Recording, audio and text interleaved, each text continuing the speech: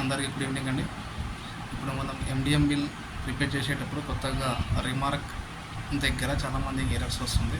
So అది ఎలా చేయాలో మనం ఇప్పుడు చూడబోతున్నాము. సో ఎండిఎం బిల్ దగ్గర మనం బిల్ ఎంట్రీకి ఎట్లయితే రెగ్యులర్గా చేస్తున్నామో సేమ్ అదే ప్రాసెస్, దానికి చేంజెస్ అనేది ఏం లేదు. కానీ ఇక్కడ ఆప్షన్స్ దగ్గర ఫామ్స్ కొంచెం అక్కడ చేంజెస్ వచ్చినాయి.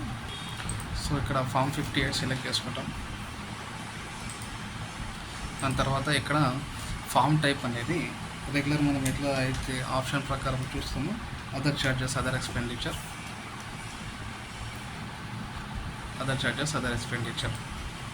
ఓకే, ఇక్కడ బిల్ కేటగిరీ దగ్గరే ఈ మనకు ఒక ఆప్షన్ అనేది సపరేట్ ఇచ్చిండు.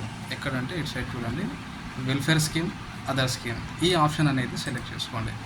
సో ఫామ్ టైప్ దగ్గర మనము సిసిహెచ్ శాలరీ తీసుకునేటప్పుడు ఈ ఆప్షన్ అనేది చేంజ్ అయిపోతుంది. ఈ కేటగిరీ దగ్గర welfare scheme other scheme same అదే ఉంటుంది. ఓకే, సో మనం ఎట్లయితే రెగ్యులర్గా బల్క్ అప్లోడ్ చేస్తామో ఆ ప్రాసెస్ ఉంది, చేంజెస్ అనేది ఏం లేదు. కానీ ఇక్కడ మనకు ఈ ఆప్షన్ గురించి చూడడానికి శాంపుల్ ఒక ఎగ్జాంపుల్ ఒక అకౌంట్ నెంబర్ తీసుకుంటున్నాం. ఓకే, సో యాడ్ అని క్లిక్ చేశాక మన రెగ్యులర్ హెడ్ ఆఫ్ అకౌంట్ ఎక్కడైతే మనకు ఉంటారో సేమ్ అదే ప్రాసెస్. ఇక్కడ చూడండి, మనం మాన్యువల్గా ఇక్కడ టైప్ చేస్తే ఈ ఆప్షన్ అనేది తీసుకోదు. ఇక్కడ మాన్యువల్గా ఒక ఎండిఎం గురించి మనం రిమార్క్ రాసినాం. సో ఇది రిమార్క్ రాయంగానే తీసుకోదాం, ఈ రకంగా మీకు డిస్ప్లే అవుతుంది.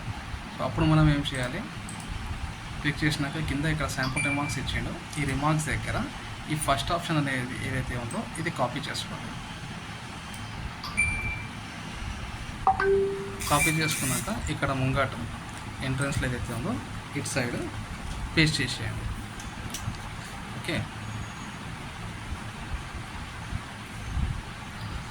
ఇక్కడ వరకు వచ్చేసి చూడండి. ఇక్కడ నుంచి మనకు ఏమైనా రిమార్క్స్ రాసుకోవాలనుకుంటే అడిషనల్గా కుకింగ్ కాస్ట్ కావచ్చు, 910 కావచ్చు, ఏదైనా సరే ఈ ఆప్షన్ తర్వాతనే వచ్చేయండి. ఎక్కడ వరకు దీంట్లో శాంపుల్ రిమార్క్స్లోనే ఫస్ట్ ఆప్షన్ ఉంది కదా, ఈ option payments welfare scheme services రెండెడ్ in April 2025. Okay, ఈ ఆప్షన్ తీసుకోండి. ఇక్కడ క్లిక్ చేయగానే మనకు ఏం ఎర్రర్ అనేది రాదు. ఇంతకుముందు మనకు ఎట్లా ఉంటే ఇది మనం తీసుకోక ముందు ఇక్కడ క్లిక్ చేయగానే మీకు ఈ రకంగా డిస్ప్లే అవుతుంది. ఇప్పుడు ఈ ఆప్షన్ అనేది మనకు ఇక్కడ ఆప్షన్ యూస్ చేసుకున్నాక ఇప్పుడు ఏమొస్తుందో చూడండి.